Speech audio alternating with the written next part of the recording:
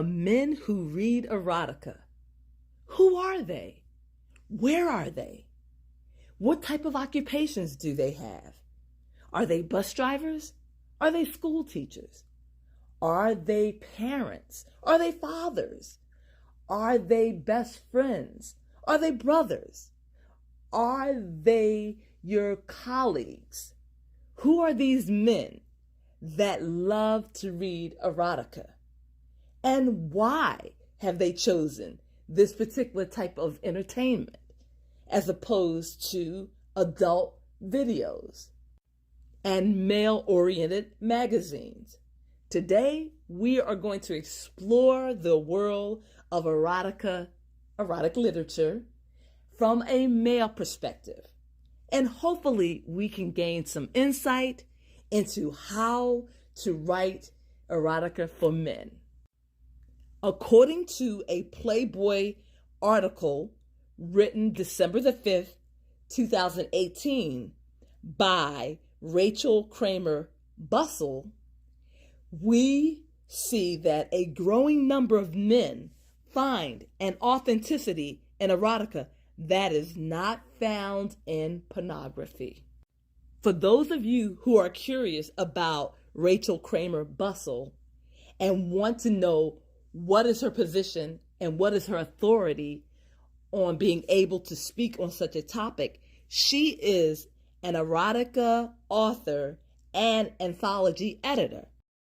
And during the time that 50 Shades of Grey came out in 2012 by the author E.L. James, Rachel, received quite a bit of feedback from both men and women on that particular book and the appeal of the book and why there was so much discussion about the book, which led her to interview men who read erotica to find out what was appealing about it.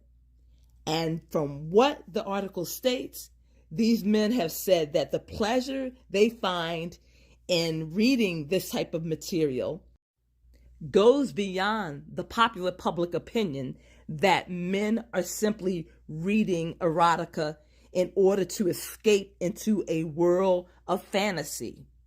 No, these men are looking for more than that. According to a 64-year-old man that Rachel interviewed from Brooklyn, New York, he cited that realism is one of the reasons why he favors erotica over adult video entertainment. This male reader goes on to say that he appreciates the characters in the story and that they exchange real conversations and that they sound like believable people who are interacting with each other and enjoying each other's company. He also states that he likes the setting, that these two characters who are going to have an intimate relationship are ordinary people. They could meet in a bookstore. They could meet walking down the street. Their interactions can be believable, and that is what he enjoys.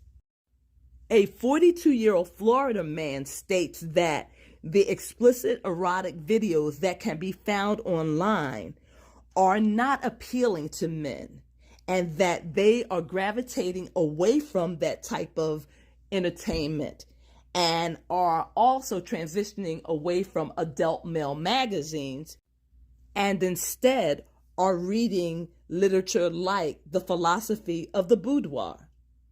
This man also states that adult videos are too easy to find and that the payoff is not gratifying. He instead finds a more challenging type of entertainment pleasing to him. He also has gone on into great detail as to why he prefers reading erotica, but I won't go into details here because that is a little bit too graphic. One of the men interviewed by Rachel states that I read erotica not because I'm trying to have a great sexual experience, but because when I fall for a woman, I want to make sure I do everything I can to make her feel good. That's what being a man is about. That's what being a lover is about. I can't do that with pornography, and I can't do it with Jane Austen. End of quote. There is a demand for explicit male reading content, male erotica. However, it looks like the marketplace hasn't caught up to that demand. And the type of books that are written, the erotica books, are written and directed towards women. And there is a difference in the desire and the needs of a male erotic reader as opposed to those of a female erotic reader. Men tend to want the scenes, the love scenes, to be very graphic and very detailed so that you see exactly what is going on. Whereas women like it to be more flowery, more romantic. So there is a difference in how you tell this erotic tale, depending on if it's a man or a woman. According to the article, the Playboy article, the men would like to read realistic scenes, not outlandish, unbelievable love scenes. These men would also like to see themselves in these books as being ordinary, everyday type of men. They don't want to be portrayed as dominant men who hate women or who use sex as a weapon against women. They would also like to see the ordinary, mundane type of lovemaking in the books. One example in the article is that a man and a woman have an intimate encounter in a kitchen, or perhaps a bathroom, or perhaps in the basement on the washing machine. Okay, I'm pushing it a little. They didn't quite say that, but you get the idea. In reading this Playboy article, I have come up with some ideas and I have come to some conclusions on my own. When I write my male erotica, I am keeping in mind that I want to be very graphic, but not in a vulgar way, and very detail oriented as to what type of activities are going on in these sexual encounters. I also want to pay close attention to incorporating all of the senses: sight, taste, smell, touch, all of those, because I think that would deliver a higher sensuality and it would engage all of the senses of my reader. I also want to pay close attention to character development as well as plot development. I want the reader, the male reader, to come away from the story with a feeling of physical gratification as well as intellectual, mental gratification.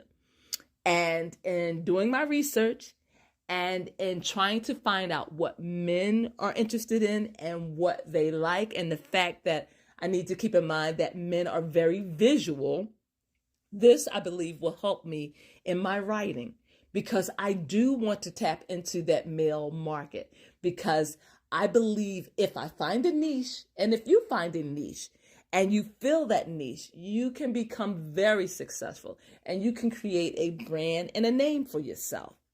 I also go to places, the manosphere, where men talk openly about their feelings, their disappointments, their excitements, all the things that motivate and stimulate them. And I want to capture that in my writing, and I want to offer a entertaining read to my male audience. Now, these books will be written with men in mind, but they will be written for all to enjoy, men and women.